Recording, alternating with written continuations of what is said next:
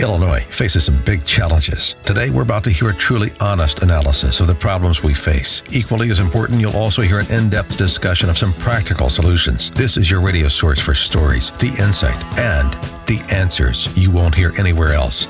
Not in the media and not coming from Springfield. You're listening to Illinois Rising, presented by the Illinois Policy Institute.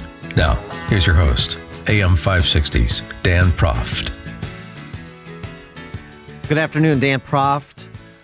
Thank you for joining us for another edition of Illinois Rising. Today, my cohort is Ted Dabrowski. He's the Vice President of Policy for the Illinois Policy Institute. Ted, did you catch the GOP debate on Tuesday night? I did catch the debate, and you're a banking guy. You're a numbers guy. You're a kind of a policy geek. Since there was really this was the first substantive conversation, particularly on tax and spend policy. Who impressed you? Well, I thought. And again, I think we'd have a longer discussion if we talked about who did really well in a debate and then who could run the country. But, I thought I was impressed with a lot of what Rubio had to say this time around. I thought Cruz was decent. I tell you who I wasn't impressed with was Kasich. Yes. I thought he was way off, and I couldn't understand what the heck he was trying to say. But But I thought as a debate, there's a lot of battling and plans to make America better, and a lot of that's tax driven. So.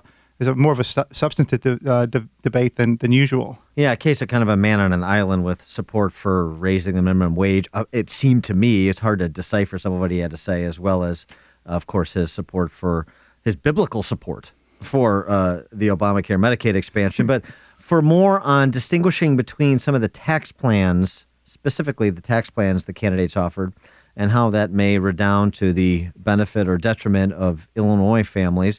We're now joined by Kyle Pomerleau. Kyle is the Director of Federal Projects for the Tax Foundation. Kyle, thanks for joining us. Hey, thanks for having me. Now, have you guys ended the back and forth with John Harwood about his interpretation of your review of Marco Rubio's tax plan? Has John Harwood figured out what you guys were trying to say yet? Are we done with that? Yeah, I think that was an interesting episode. So in both ways, you could look at this, John Harwood was kind of correct and Rubio was correct. They were just talking about different parts of their tax plan. But I think we've settled it, that I think people understand that Rubio's tax plan has a disproportionate benefit for low-income taxpayers due to the larger credit.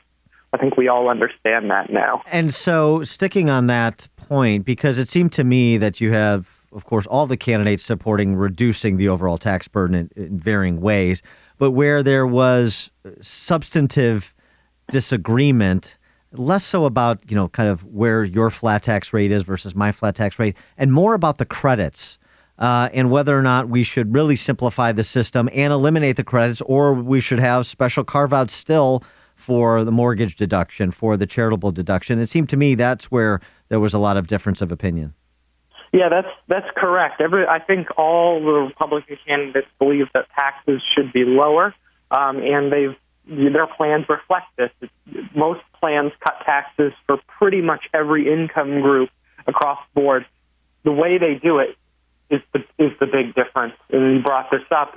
I think looking again at the Rubio tax reform proposal, he cuts taxes about $6 trillion over the next decade, and a lot of that goes to a new, larger child tax credit. Now, that isn't the driver of the economic growth behind his plan, but it is a driver of the cost.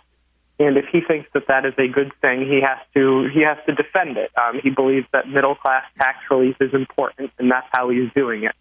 Other loopholes and deductions, they certainly exist in a lot of these plans, and I think the calculus is that politically they're just too tough. Tax reform is hard enough by itself. Let's not go after even more difficult pieces like the home mortgage interest deduction and the charitable deduction. I believe that they should go, but I think candidates have realized that this is just a tricky issue. They're not going to be able to go after it. Well, I think that all these Republicans understand that the tax hikes are a way to at least begin to get additional growth. And I know that was part of your analysis is dynamically what happens to the economy once you lower taxes, you start to get some growth again. In Illinois, and I know the Tax Foundation follows Illinois, you guys have said that we have the second highest property taxes. We have the ninth highest state and local tax burden. And so we tend to have different discussions here because we're run by Democrats, and it's typically we need a millionaire's tax, we need a progressive tax, all kinds of other kinds of taxes. So, how should Illinoisans understand or take the context of that debate relative to where we stand today, where Illinois is a slow growth state? It's of course can't manage its finances, and it's in a bit of a disrepair right now. Yes, to the extent to which taxes matter to economic growth, it's about how the taxes are structured, and you see this in the presidential primary among the Republicans, looking to take the tax code, not just cut taxes overall. That's one aspect, but the bigger aspect, and I believe the more important aspect, is that they're fundamentally changing the structure of the federal tax code to be more pro-growth. They're lowering taxes on saving and investment, especially through lowering corporate income taxes. Corporate income tax is especially damaging to economic growth. Secondly, they're lowering marginal tax rates across the board. You mentioned the millionaire's tax in Illinois. That's an example of placing a high marginal tax on people's earnings that discourages labor force participation and reduces the size of the economy in the long run. The Republican plans want to sort of go towards a flatter and more pro-growth system. And these principles apply at the state level, the federal level, any level of taxation or any level of government. The structure of the tax code matters a lot. Right. I mean, this is pretty simple. Your tax policy choices tell everyone what you want to incentivize more of and what you want to incentivize less of. What you tax, you get less of. What you subsidize, you get more of. So, for example, you've got a lot of Republican candidates saying, why are we taxing work and investment? We want more of those things. Those are goods, don't we? But let me ask you another question, though. There's one kind of outlier in the field, and I know he's not a front runner, not much of a threat for the nomination, but this is an idea that's been kicked around for a while, the idea of a national sales tax to replace the income tax altogether. That's something that Mike Huckabee, the former governor of Arkansas, supports, and he's still touting it. I don't know that it's gotten very much traction, but what's your assessment of that as opposed to any sort of tax on work and investment? Sure. So the best way to think about this is that all the Republican plans are going towards what's called a consumption base, in that the tax system should be levied on people's consumption, not necessarily their income, and definitely not investment income. What this means for tax reform specifically is lower corporate tax rates, corporations being able to fully expense their capital investment, and also people being able to either deduct the amount they save or capital gains and dividends income is exempt from taxation. Now, a national retail sales tax is just another way to get to a pure consumption tax. But it is, I think, like you said, sort of an outlier plan.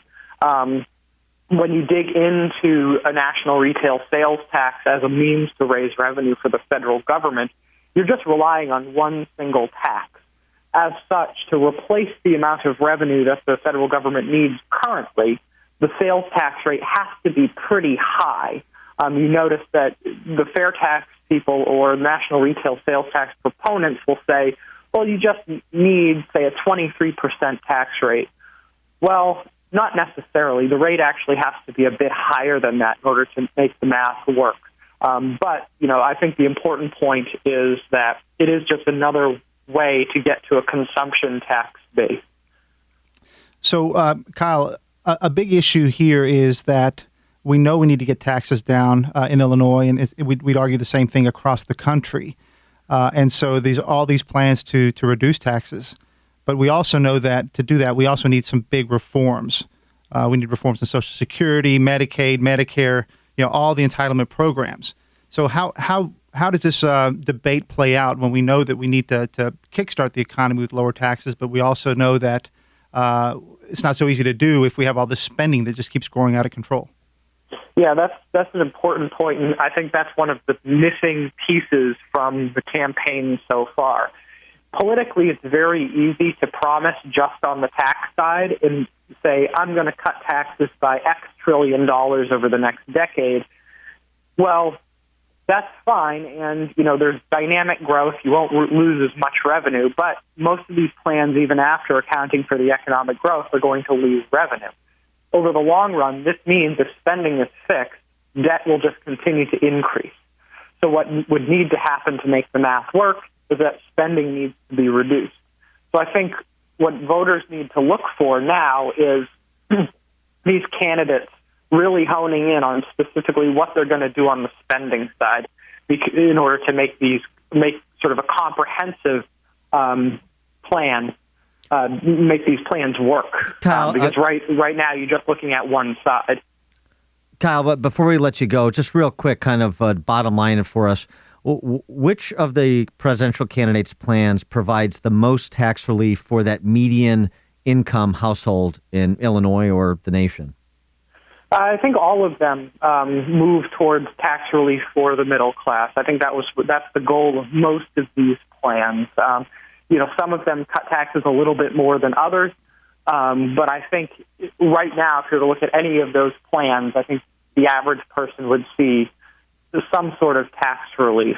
All right. He is Kyle Pomerleau. He is the Federal Projects Director for the Tax Foundation. Kyle, thanks so much for joining us. Appreciate it. Thank you very much.